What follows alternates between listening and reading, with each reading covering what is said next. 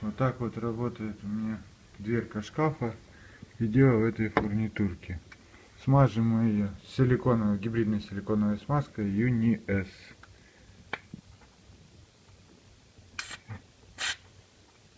Где-то там она скрипит.